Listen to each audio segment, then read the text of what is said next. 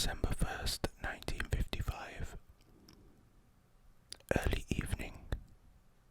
A public bus pulls to a stop and a sensibly dressed woman in her 40s gets on.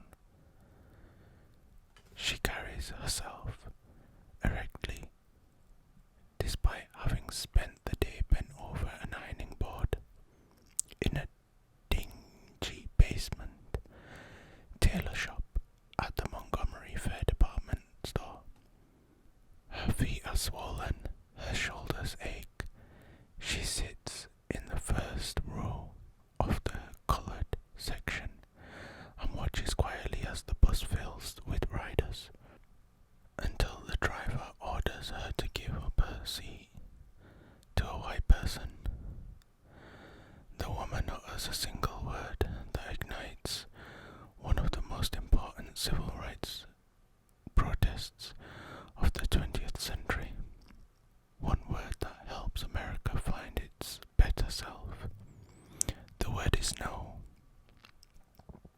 The driver threatens to have her arrested. "You may do that," says Rosa Parks. A police officer arrives. He asks Parks why she won't move. "Why do you all push us around?" She answers simply. "I don't know," he says, "but the law is the law, and you're under arrest." On the afternoon of her trial and conviction for disorderly conduct, the Montgomery Improvement Association holds a rally for Parks at the Holt Street Baptist Church in the poorest section of town. 5,000 gather to support Parks's lonely act of courage. They squeeze inside the church until its pews can hold no more. The rest wait patiently outside, listening through loudspeakers. The Reverend Martin Luther King Jr. addresses the crowd. There comes a time that people get tired of being trampled over by the iron feet of oppression. He tells them there comes a time when people get tired of being pushed out of the glittering sunlight of life's July and left standing amidst the piercing chill of an alpine November. He praises Parks' bravery and hugs her. She stands silently, her mere presence enough to galvanize the crowd. The association launches a citywide bus boycott that lasts 381 days. The people trudge miles to work, they carpool with strangers, they change the course of American history. I had always imagined Rosa Parks as a stately woman with a bold temperament, someone who could easily stand up to a busload of glowering passengers. But when she died in 2005 at the age of 92, the flood of obituaries recalled her as soft-spoken, sweet and small in stature. They said she was timid and shy, but had the courage of a lion. They were full of phrases like radical humility and quiet fortitude. What does it mean to be quiet and have fortitude? These descriptions asked implicitly, how could you be shy and courageous? Parks herself seemed aware of this paradox, calling her autobiography Quiet Strength, a title that challenges us to question our assumptions. Why shouldn't quiet be strong? And what else can quiet do that we don't give it credit for? Our lives are shaped as profoundly by personality as by gender or race, and the single most important aspect of personality, the north and south of temperament, as one scientist puts it, is where we fall on the introvert-extrovert spectrum. Our place on this continuum choice of friends and mates, and how we make conversation, resolve differences, and show love. It affects the careers we choose and whether or not we succeed at them.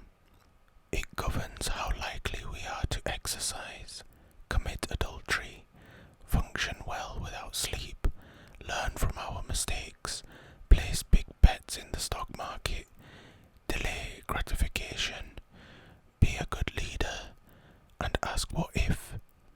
It's reflected in our brain pathways, neurotransmitters, and remote corners of our nervous system. Today, introversion and extroversion are two of the most exhaustively researched subjects in personality psychology, arousing the curiosity of hundreds of scientists. These researchers have made exciting discoveries aided by the latest technology, but they're part of a long and storied tradition. Poets and philosophers have been thinking about introverts and extroverts since the dawn of recorded time. Both personality types appear in the Bible and in the writing of Greek and Roman physicians, and some evolutionary psychologists say that the history of these types reaches back even farther than that. The animal kingdom also boasts introverts and extroverts, as we'll see, from fruit flies to pumpkin seed fish to rhesus monkeys. As with other complementary pairings, masculinity and femininity, east and west, liberal and conservative, humanity would be unrecognizable and vastly diminished without both personality styles. Take the partnership of Rosa Parks and Martin Luther King Jr., a formidable orator refusing to give up his seat on a segregated bus wouldn't have had the same effect as a modest woman who'd clearly prefer to keep silent. But for the exigencies of the situation, and Parks didn't have the stuff to thrill a crowd if she'd tried to stand up and announce that she had a dream. But with King's help, she didn't have to. Yet today, we make room for a remarkably narrow range of personality styles. We're told that to be great is to be bold, to be happy is to be sociable. We see ourselves as a nation of extroverts, which means that we've lost sight of who we really are. Depending on which study you consult, 1/3 to 1/2 of Americans are introverts. In other words,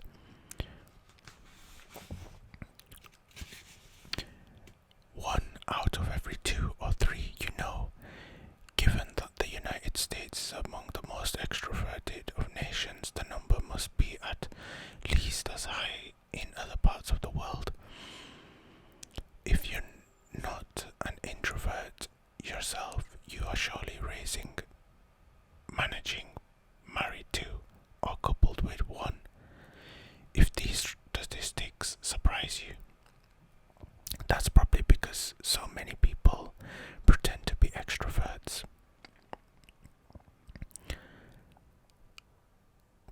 Closet introverts pass undetected on playgrounds, in high school locker rooms, and in corridors of corporate America.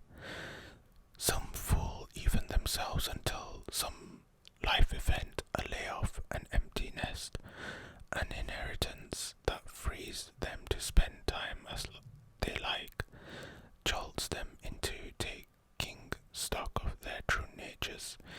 You have only to raise the subject of this book with your friends and acquaintances to find that the most unlikely people consider themselves introverts. It makes sense that so many introverts hide from, even from themselves. We live with a value system that I call the extrovert ideal. The omnipresent belief that the ideal self is gregarious, alpha, and comfortable in the spotlight. The archetypal extrovert prefers action to contemplation, risk-taking to heat-taking, certainty to doubt. He favors quick decisions even at the risk of being wrong. She works well in teams and socializes in groups. We like to think that we value individuality, but all too often we admire one type of individual, the kind who's comfortable putting himself out there. Sure, we allow technologically gifted loners who launch companies in garages to have any personality they please, but they are the exceptions, not the rule, and our tolerance extends mainly to those who get fabulously wealthy or hold the promise of doing so. Introversion, along with its cousins, sensitivity, seriousness, and shyness, is now a second-class personality trait, somewhere between a disappointment and a pathology. Introverts living under the extrovert ideal are like women in a man's world, discounted because of a trait that goes to the core of who they are. Extroversion is an enormously appealing personality style, but we've turned it into an oppressive standard to which most of us feel we must conform.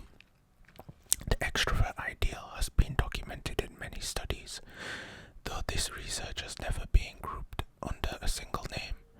Talkative people, for example, are rated as smarter, better looking, more interesting, and more desirable as friends. Velocity of speech counts as well as volume. We rank fast talkers as more competent and likable than slow ones. The same dynamic applies in groups, where research shows that vulnerable are considered smarter than the reticent, even though there's zero correlation between the gift of the gab and good ideas. Even the word introvert is stigmatized. One informal study by psychologist Laurie Helgoy found that introverts described their own physical appearance in vivid language: green, blue eyes, exotic, high cheekbones. But when asked to describe generic introverts, they drew a bland and distasteful picture: ungainly, neutral colour, skin problems. But we make a grave mistake to embrace the extrovert ideal so unthinkably.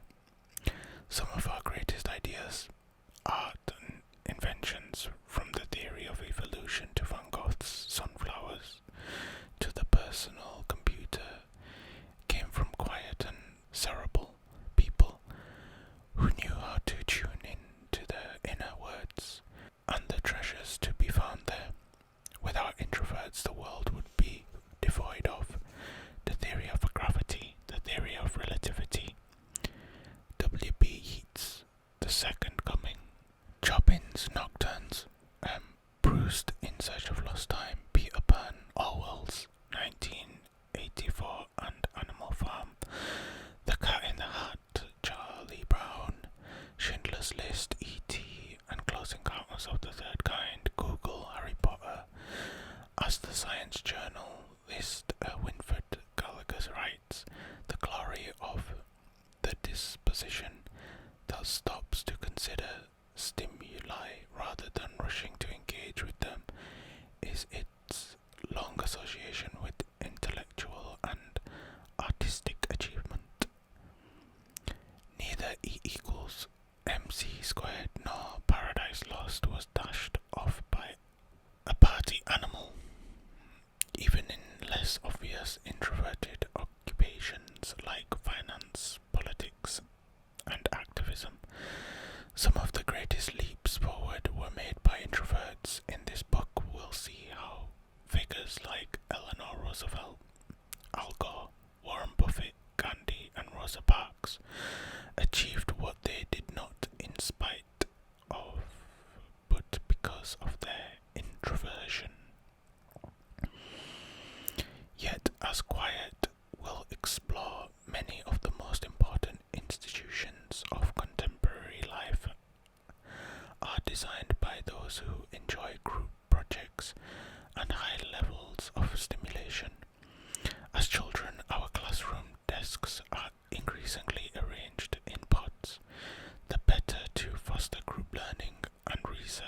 suggests that the vast majority of teachers believe that the ideal student is an extrovert.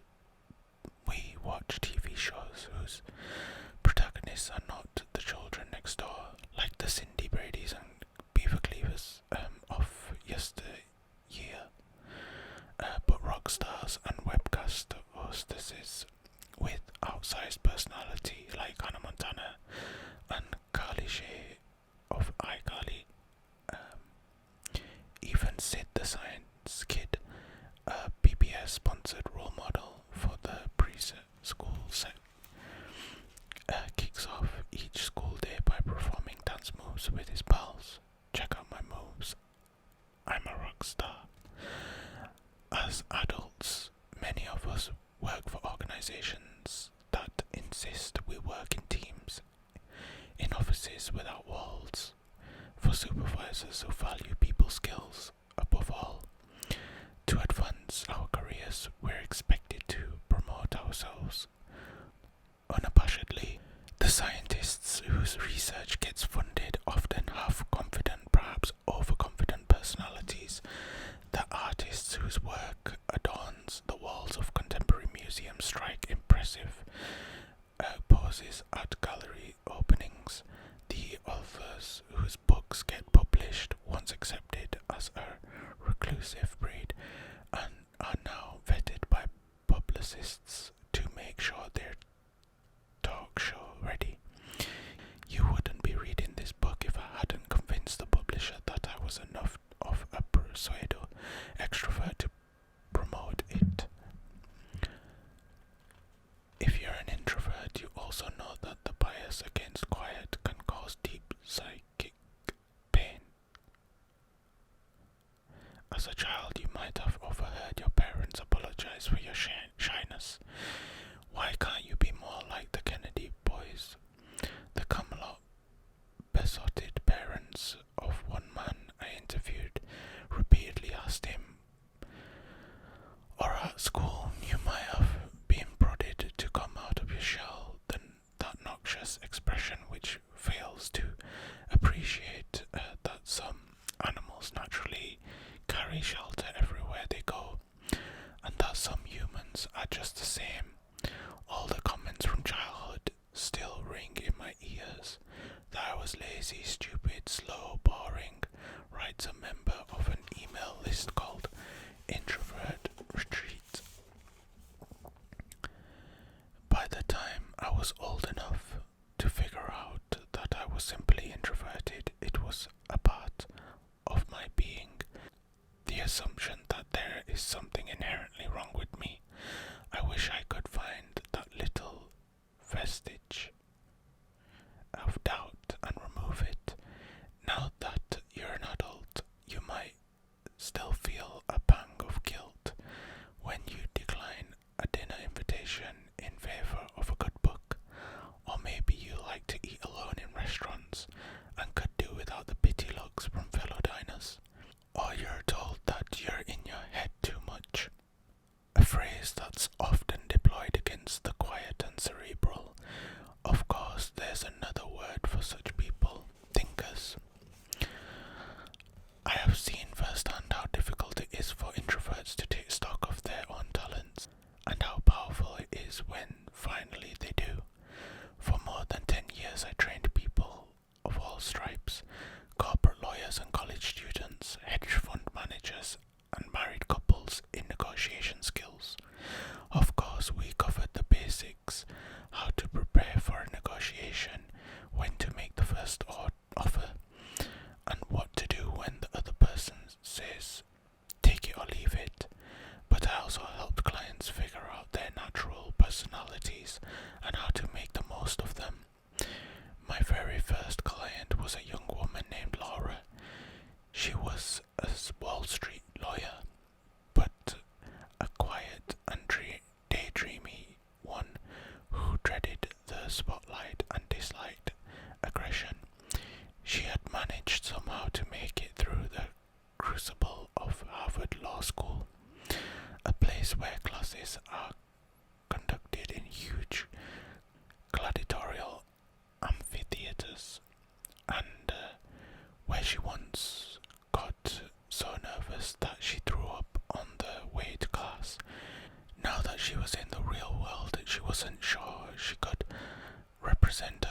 clients as forcefully as they expected. For the first 3 years of the job, Laura was so junior that she never had to test this premise. But one day the senior lawyer she'd been working with went on vacation, leaving her in charge of an important negotiation. The client in a South American manufacturing company that was about to default on a bank loan and hoped to negotiate its terms.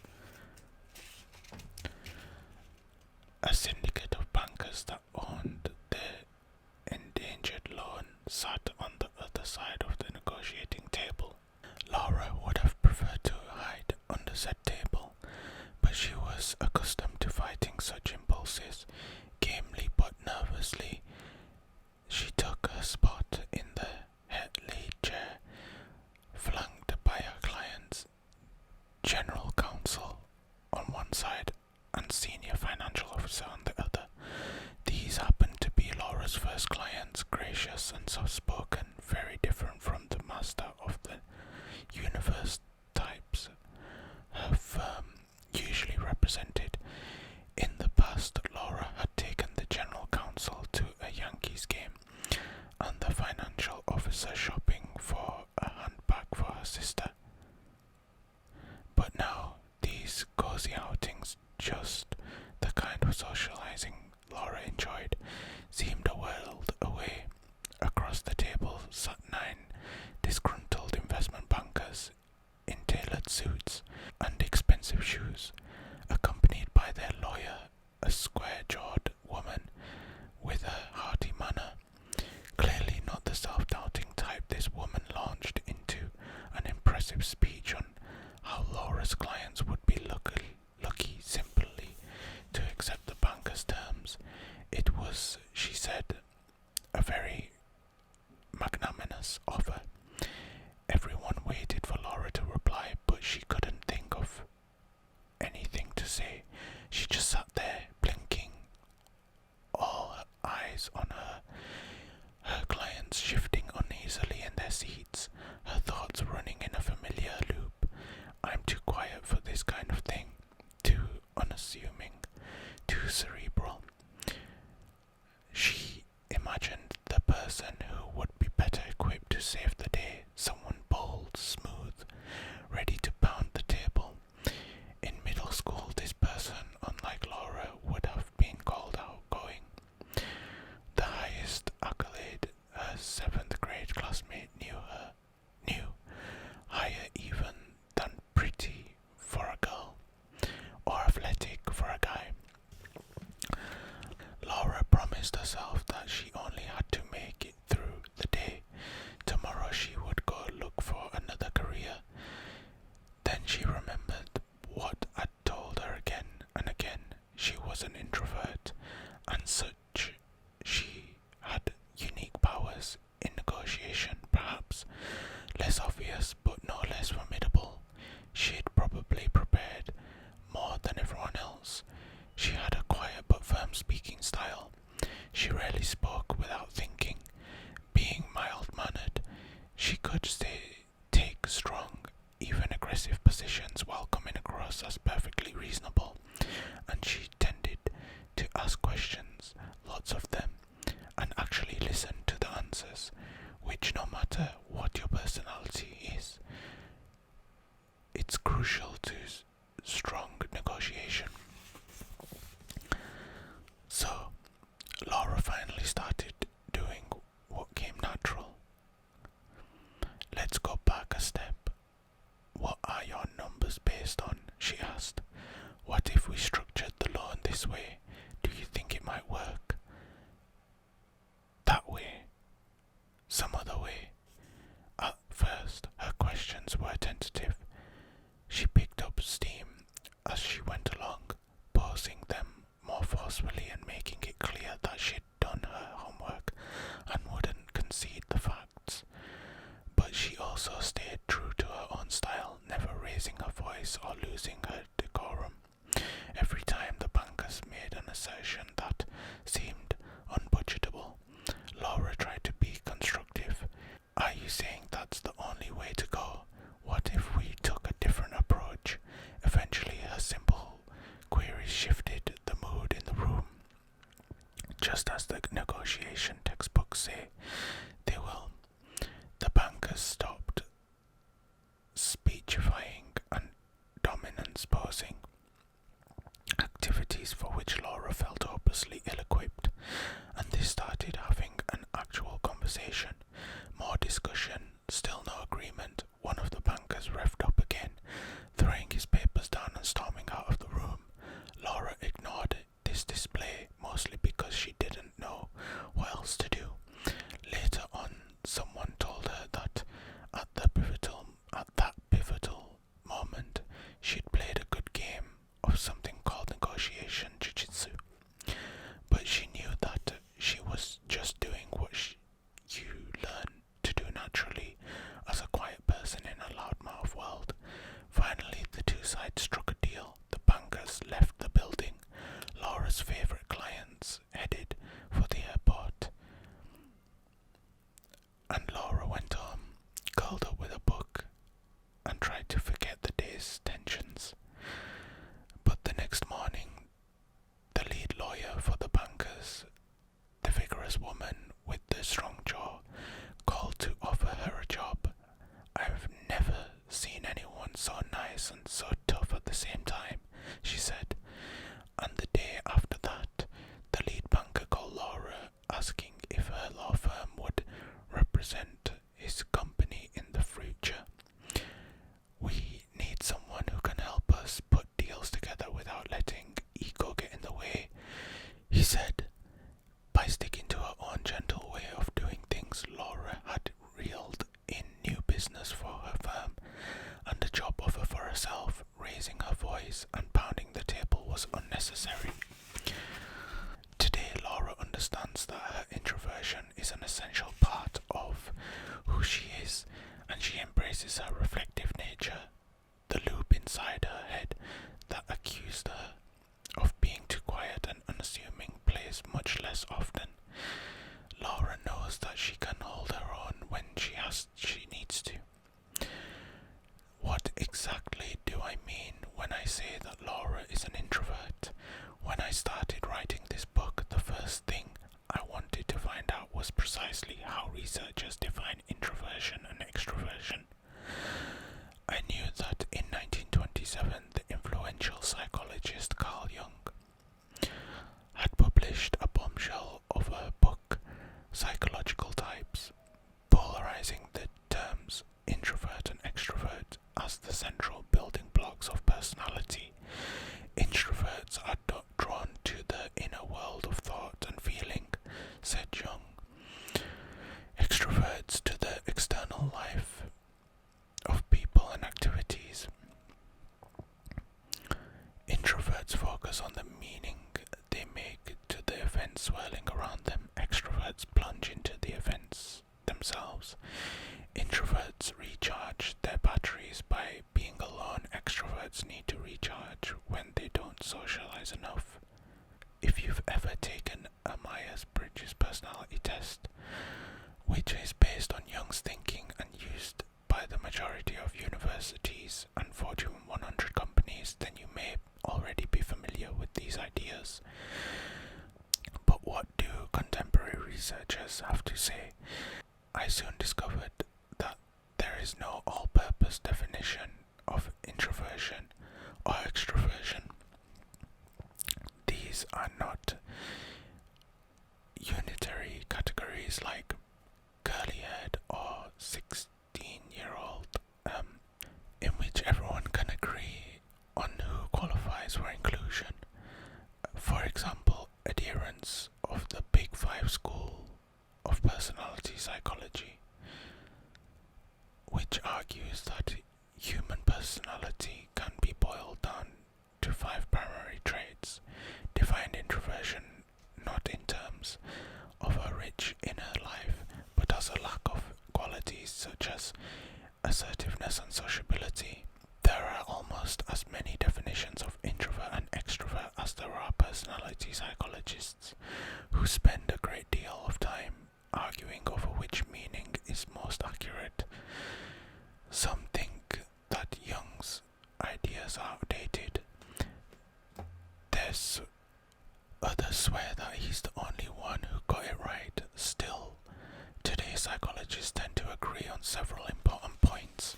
For example, that introverts and extroverts differ in the level of outside stimulation that they need to function well. Introverts feel just right with less stimulation, as when they sip wine with a close friend, solve a crossword puzzle, or read a book. Extroverts enjoy the extra bang that comes from activities like meeting new people, skiing slippery slopes, and cranking up the stereo.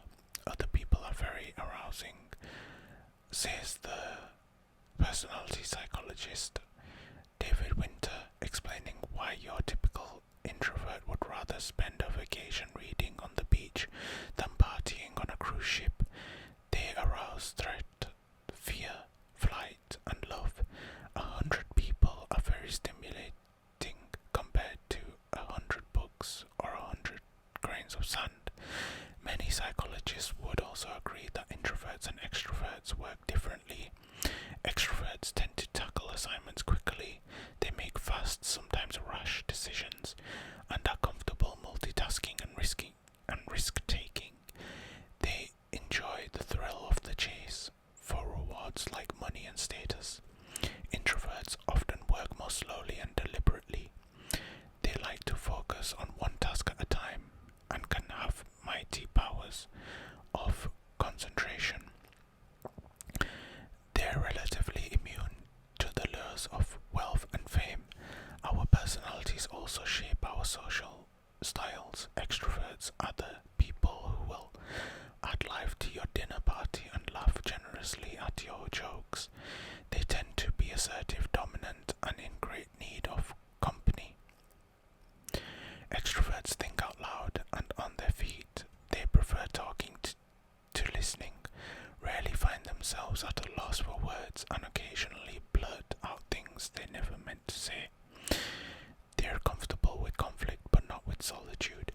Introverts, in contrast, may have long social skills and enjoy parties and business meetings, but after a while wish they were home in their pajamas. They prefer to devote their social energies to close friends, colleagues, and family. They listen more than they talk, think before they speak, and often feel as if they express themselves better in writing than in conversation. They tend to dislike conflict. Many have a horror of small talk, but enjoy deep discussions. A few things introverts are not. The word introvert is not a synonym for hermit or misanthrope. Introverts can be these things, but most are perfectly friendly.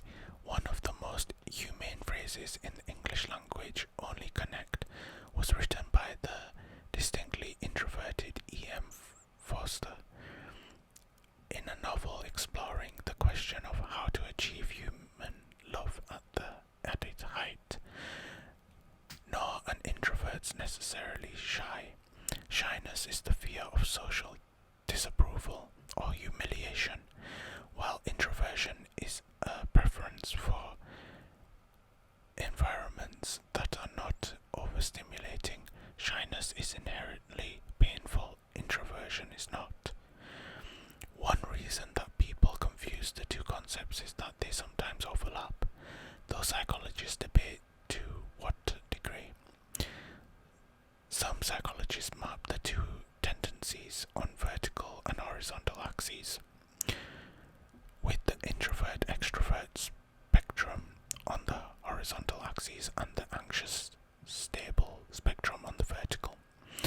With this model, you end up with 4 quadrants of personality types: calm extroverts, anxious or impulsive extroverts, calm introverts, and anxious introverts. In other words, you can be a shy extrovert like Barbara Streisand, who has a larger-than-life personality and paralyzing stage fright, or a non-shy introvert like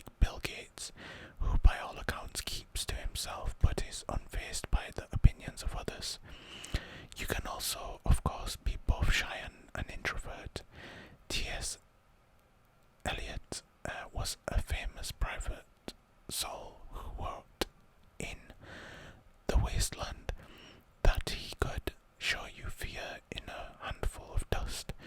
Many shy people turn inward, partly as a refuge from the socializing that causes them such anxiety, and many introverts are shy partly as a result of receiving the message that there's something wrong with their preference for reflection, and partly because their psychologies, as we'll see, compel them to withdraw from high stimulation environments.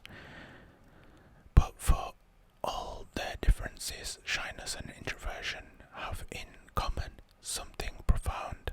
The mental state of a shy extrovert sitting quietly in a business meeting may be very different from that of a calm introvert. The shy person is afraid to speak up while the introvert is simply overstimulated. But to the outside world, the two appear to be the same. This can give both types insight into how our reverence for alpha status builds up to things that are good and smart and wise. For very different reasons, shy and introverted people might choose to spend their days in behind the scenes pursuits like inventing or researching or holding the hand of the gravely ill, or in leadership positions they execute with quiet competence. These are not alpha roles, but the people who play them are role models all the same. If you're still not sure where you fall on the introvert-extrovert spectrum, you can assess yourself here. Answer each question true or false, choosing the answer that applies to you more often than not. Question 1. I prefer one-on-one conversations to group activities. Yes, I often prefer to express myself in writing. Yes, I enjoy solitude. 50-50. I seem to care less than my peers about wealth, fame, and status.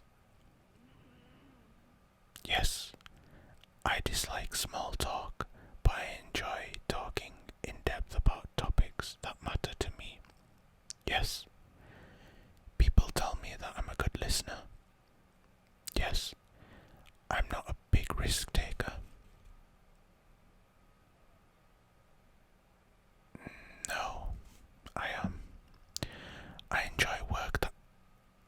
Actually, I'm not a big risk taker. I like to take calculated risks, yes. I enjoy work that allows me to dive in with few interruptions. Yes.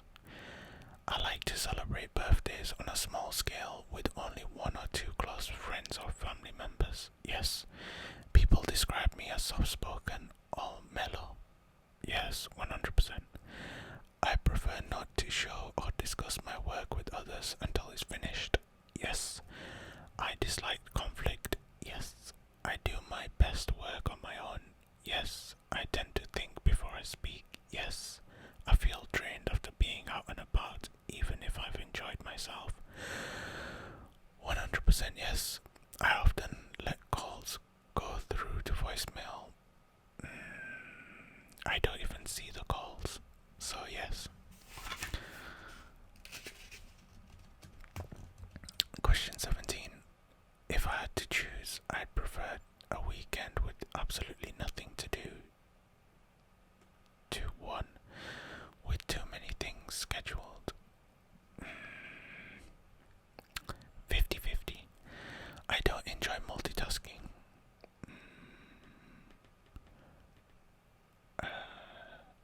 I enjoy multitasking. I can concentrate easily. No. In classroom situations, I prefer lectures to seminars. Yes. The more often you answer true, the more introverted you probably are. If you find yourself with a roughly equal number of true answers, then you may be an ambivert. Yes, there really is such a word. But even if you answered every single question as an introvert or extrovert, that doesn't mean that your behavior is predictable across all circumstances. We can't say that every introvert is a bookworm, or every extrovert wears lampshades at parties, any more than we can say that every woman is a natural consensus builder, and every man loves contact sports. As Young felicitously put it, there is no such thing as a pure extrovert or a pure introvert. Such a man would be in the lunatic asylum. This is partly because we are all gloriously complex individuals, but also because there are so many different kinds of introverts and extroverts. Introversion and extroversion interact with our other personality traits and personal histories, producing widely different kinds of people. So if you're an artistic American guy whose father wished you'd try out for the football team like your rough and tumble brothers, you'll be a very different kind of introvert from, say, a Finnish businesswoman whose parents were lighthouse keepers. Finland is a famously introverted nation. Finnish joke: how can you tell if a Finn likes you? He's staring at your shoes instead of his own. Many introverts are also highly sensitive, which sounds poetic but is actually a technical term in psychology. If you are a sensitive sort, then you're more apt than the average person to feel pleasantly overwhelmed by Beethoven's Moonlight Sonata, or a well-tuned phrase, or an act of extraordinary kindness. You may be quicker than others to feel sickened by violence and ugliness, and you likely have a very strong conscience. When you were a child, you were probably called shy, and to this day feel nervous when you're being evaluated. For example, when giving a speech on a first date. Later we'll examine why this seemingly unrelated collection of attributes tends to belong to the same person, and why this person is often introverted. No one knows exactly how many introverts are highly sensitive, but we know that 70% of sensitives are introverts, and the other 30% tend to report needing a lot of downtime. All of this complexity means that not everything you read in quiet will apply to you, even if you consider yourself a true blue introvert. For one thing, we'll spend some time talking about shyness and sensitivity. While you might have neither of these traits, that's okay. Take what applies to you and use the rest to improve your relationships with others. Having said all this in quiet, we'll try not to get too hung up on definitions. Strictly defining terms is vital for researchers whose studies depend on pinpointing exactly where introversion stops and other traits like shyness start. But in quiet, we'll concern ourselves more with the fruit of that research. Today's psychologists, joined by neuroscientists with their brain scanning machines, have unearthed illuminating insights that are changing the way we see the world and ourselves. They are answering questions such as: why are some people talkative while others measure their words? Why do some people burrow into their work and others organize office birthday parties?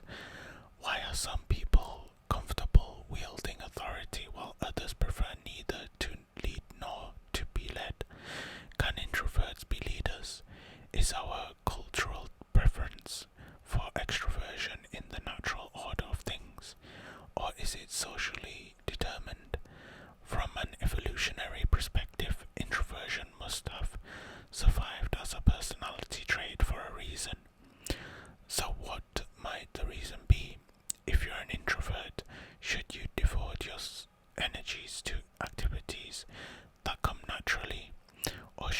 stretch yourself, as Laura did that day at the negotiation table, the answers might surprise you.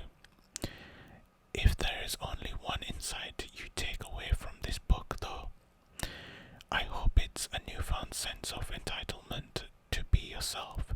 I can vouch personally for the life-transforming effects of this outlook.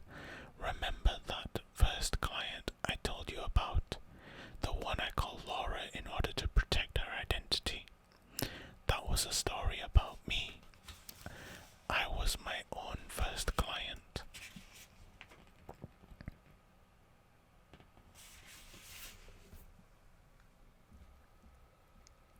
Thank you so much for watching, everybody. I really do appreciate it. I hope you enjoyed this video. The books that I read, they're random books that are given to me, but I think out of all the books that I've read so far for the channel, I think this one was my favourite. Let me know how you got on with the questions regarding how to define or regarding definition of being an introvert and extrovert. I would put myself on the introvert side of things, but I just also noticed that my candle decided to go out, so I'm gonna have to get a new one. It won't be quite as aesthetically pleasing, but we'll see what we can do. If you like the video, please drop a like. Again, comment on how you got on with the questions to define yourself as an introvert and extrovert, and feel free to subscribe as well if you want me to